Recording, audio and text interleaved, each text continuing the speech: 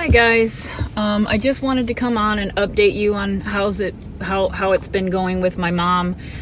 I did have her care conference meeting yesterday, and I did a whole video. I even talked a lot about the Idaho murders and just what I was feeling with that. And I ended up scratching the video because after the meeting, I just had an emotional breakdown, and I could not compose myself to do the video, and so I never updated it. It was just a rough meeting yesterday, and I'm not a very emotional person. I don't cry very often. And I think that everything that I have been dealing with for the past week and a half, 2 weeks, it just kind of boiled over, and it hit me yesterday at that meeting, and I just lost it, and I couldn't get it back. So it just, all that emotion, I think, just built up and came out, and I needed to do that. So I wanted to make sure that I was in a better state of mind before I did another video. But I went to the meeting, and really at this point, the meeting basically was just to tell me that they are discharging her from physical therapy and occupational therapy. And at this point, she doesn't really want to do anything. She is 79 pounds now.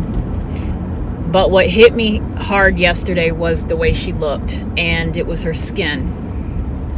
And so her skin just really had almost like a very smooth, almost baby-like texture, and a slight yellow color. So I realized that her organs are probably not going to hold out much longer. And they actually suggested that we start the process for hospice. And I think the word hospice really kind of took my breath away, because I'm not a medical person. I don't know anything about hospice or how any of this works. And this may sound silly to some of you, but I actually was under the impression that hospice was only for cancer patients. So I didn't know that was even a thing, a tool that we could utilize.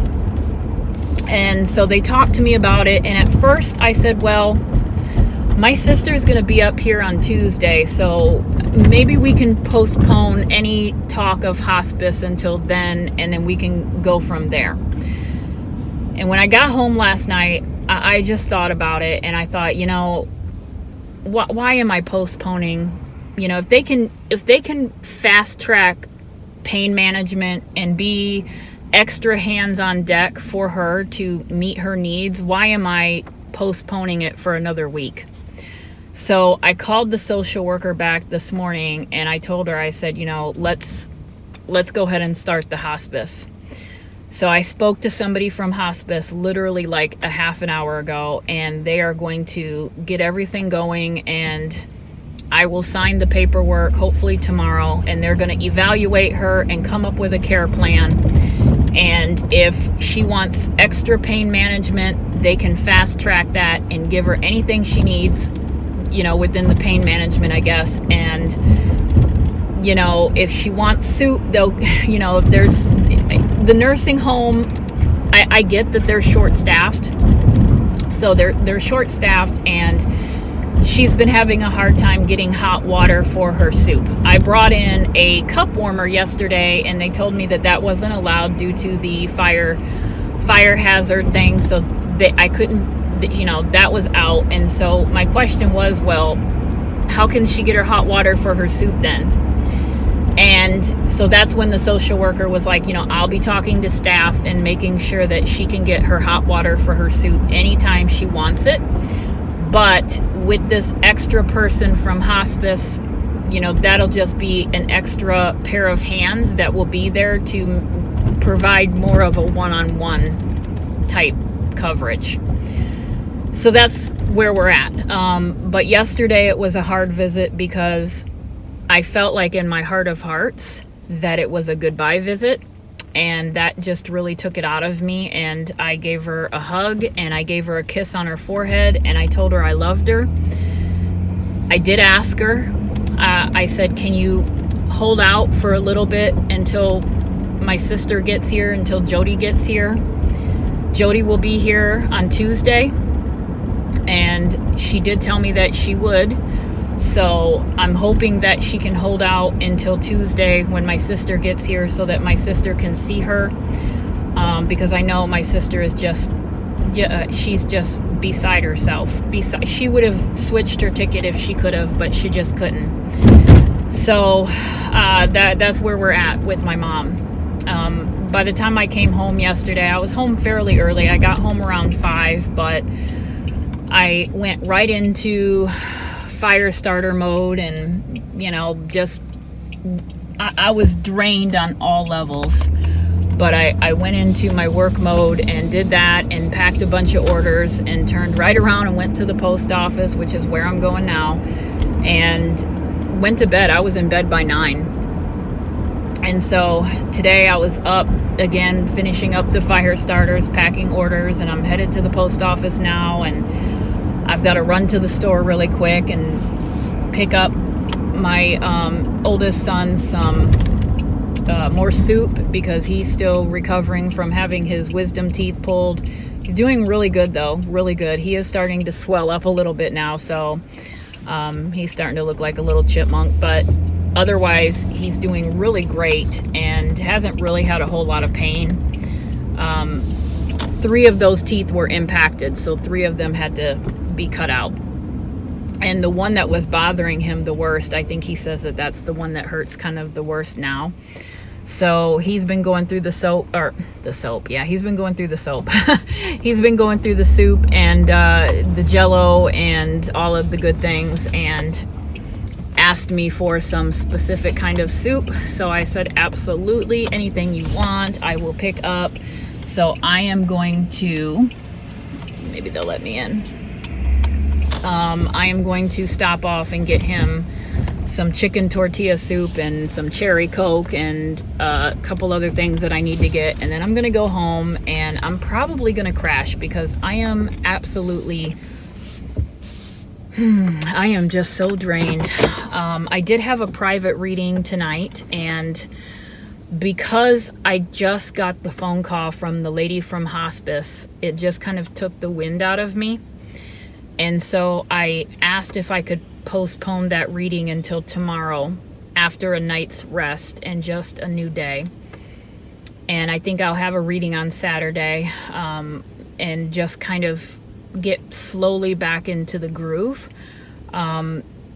Readings actually help me kind of calm down and go into a Zen mode. And so I actually want to do this reading for this person.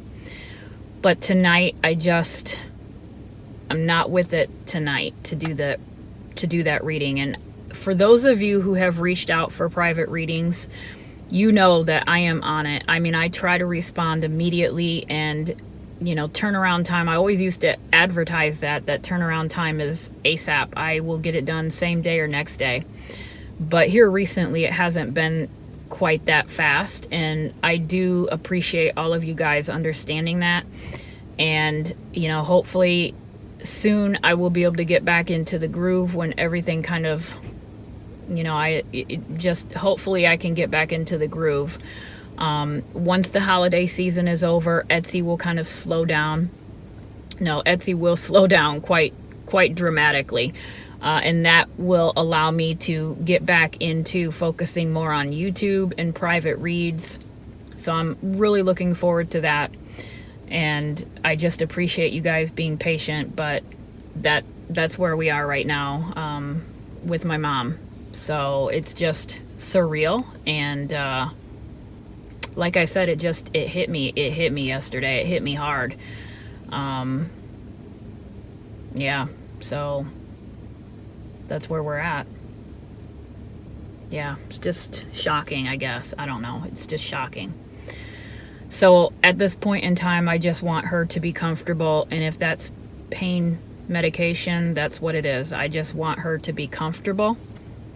And that's all I can do. And just let her know that I love her, and I'll be there with her someday. And she'll be with her loved ones and my dad and her brothers and her mom and dad. And I know that when we transition into that next life, we don't suffer. You know, we're okay. When we transition, we're okay. It's the ones that are here left on this side that suffer and feel the pain. But I know that she'll be okay. But we have to get through that pain here. So that's what I'm preparing to do. But anyway, guys, let me head in, and I will talk to you guys later and keep you posted on events as they happen. And I do want to get another video out because I have some feelings about the Idaho murders. I don't know, maybe I'll come back on here and talk a little bit about that on my way to the grocery store. All right, so I might do that, actually. That'll help me get my mind off of everything else and just kind of refocus on something else. So I'll be back. Okay, so I'm back, and what I said yesterday in the first half of my video that I didn't put up, I was talking about the very first discussion that I had about the Idaho 4. And I really focused in on Hoodie Guy. And I think that, if I'm not mistaken, I think that is Jack S. I think. I'm a little bit confused with all the Jacks and all these names, so I believe it's Jack S. But correct me if I'm wrong. And I said straight from the get-go that he gave me the creeps. And I didn't think that he was actually with Kaylee or Madison that night. I think that he was saying that he was with them, but that he wasn't with them. He wasn't part of that little group. At least that's how I feel. And I also said that I had pulled a couple of cards, and I was steered away from that and kind of focused more in on Xana and Ethan.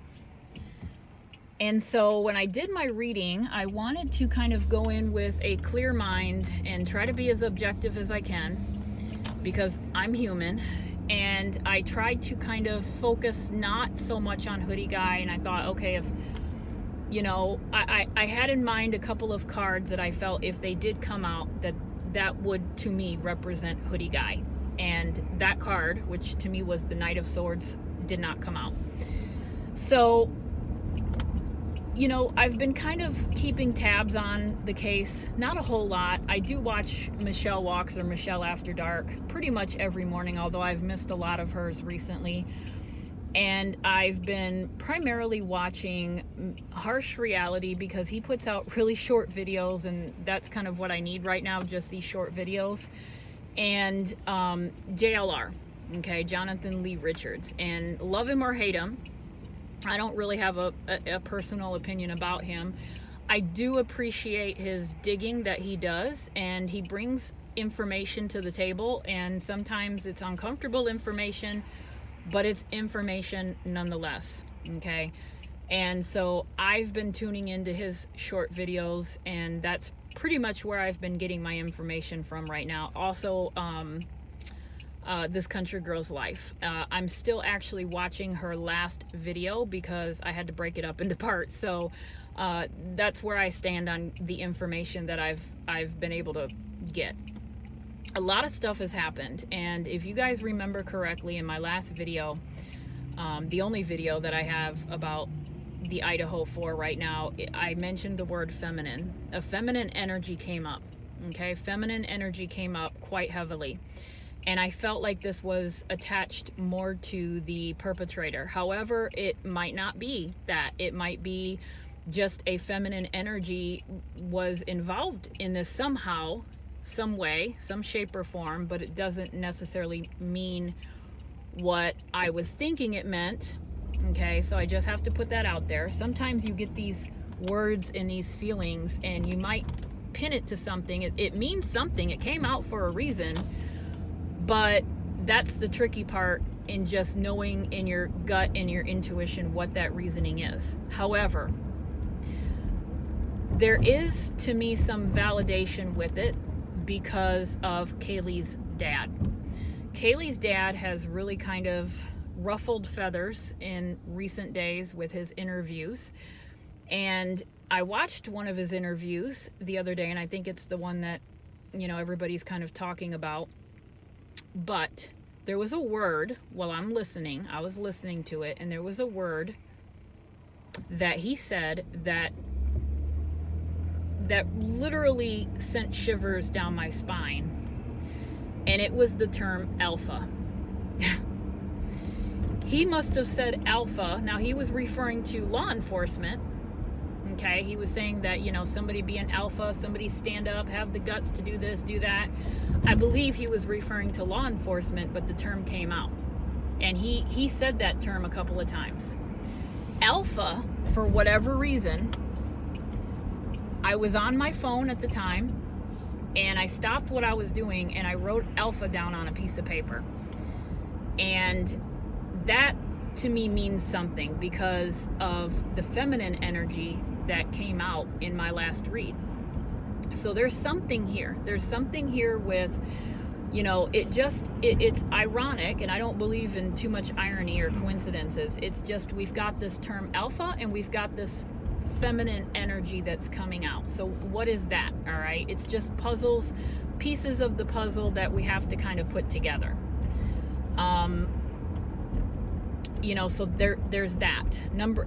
The second thing I want to mention is I have heard that there was a person, I don't know who it is. I don't know who it is. Someone came out. I believe he is a retired FBI agent. I'm not familiar with him.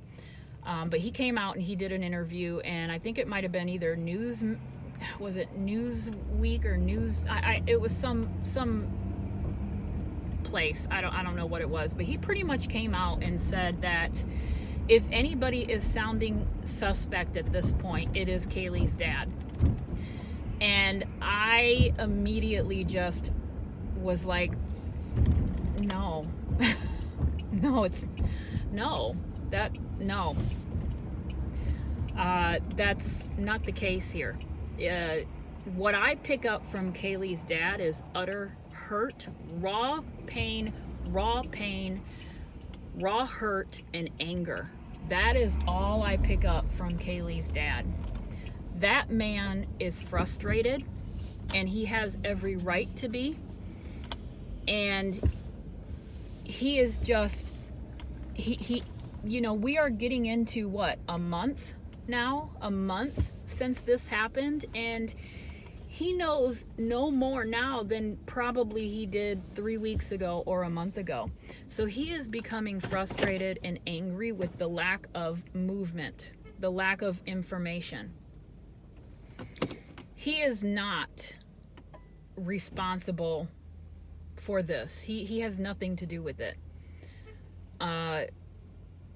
That is anger and frustration coming out. So I don't know. I probably wouldn't want this FBI guy. I don't know. I don't know. I just thought to myself, wow, really?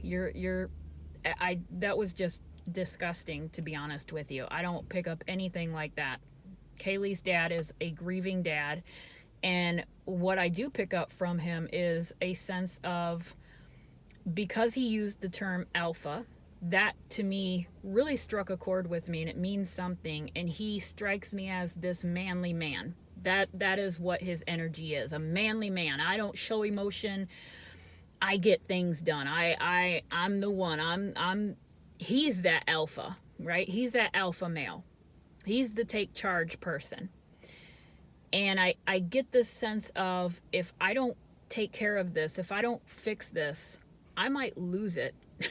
I might lose it, and I will never find it again.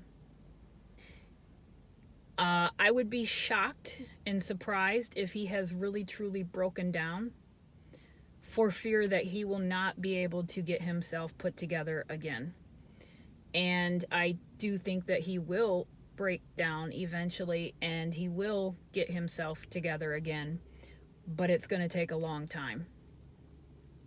But that is all I pick up from Kaylee's dad. That is what I pick up from Kaylee's dad. So I don't pick up anything of guilt. Okay, so this person here is more in the age range of these young students. Although I did have a couple of cards that indicated somebody older. So, you know, again, it just requires another read. But Hoodie Guy, like I said, has always bothered me from day one. And sometimes, a lot of times, most of the time, it's that first inkling that you get that is the one that's on target. And I dismissed it because I thought, well, maybe I'm being too quick. But he did creep me out. I specifically remember telling you guys that I felt like I was watching the beginnings of a horror film, because we know the ending. We know what happened to those students at the end of the day, or early morning hours. So we're watching this video and we know what happens to them. And so that does make him look even creepier. But it just struck me odd that here's this person who is claiming to be watching out for these girls, making sure that they're safe, making sure that they get home okay. And that is the very night that they go home and they are murdered. And it just, there's something there with that doesn't set right with me. I'm not accusing him. It's just a feeling that I have that he creeps me out. Maybe he's just a creep, right? Maybe he just has issues and that's all it is. Maybe maybe it's just the feeling that I'm picking up from him, but maybe he's not responsible for this. But there is something wrong with him, I think, in my opinion. So I really do want to get to another reading, and I'm hoping to do it this weekend because I really just want to see what else comes up. But I did want to put out there that I reiterate again, I don't pick up anything from the surviving roommates. I feel like they are victims as well. They are victims. And I don't pick up anything from the dad except for that raw hurt, pain, and anger and frustration. And eventually I do think that will come out in its own time when it comes out, just like how my stuff came out yesterday. But we are often, as human beings, we don't want to let that guard down because, it's uncomfortable. And so, that's all I pick up from Dad. And I don't blame him for the way he feels or what he's saying at all. And then I did see that Maddie's boyfriend did do a speech, or make a speech, and I don't pick up anything from him except grief as well. And I do believe that he was genuine. And I do believe that when he said that he loved Maddie and that Maddie loved him, I believe that was genuine to me. So, that's where we're at. But anyway, let me get in and get this stuff. And hopefully, guys, I will see you this weekend. And I thank you guys so much for your prayers and your kind words and thoughts. I know I haven't responded to anybody's message, but I have read each and every one of them, and I thank you. But I will be on soon, and I will get back into my groove here fairly soon. And I thank you guys for just hanging on with me through this rough season that it's been for many of us, rough. And I send out blessings to you, and I will see you guys soon. Bye.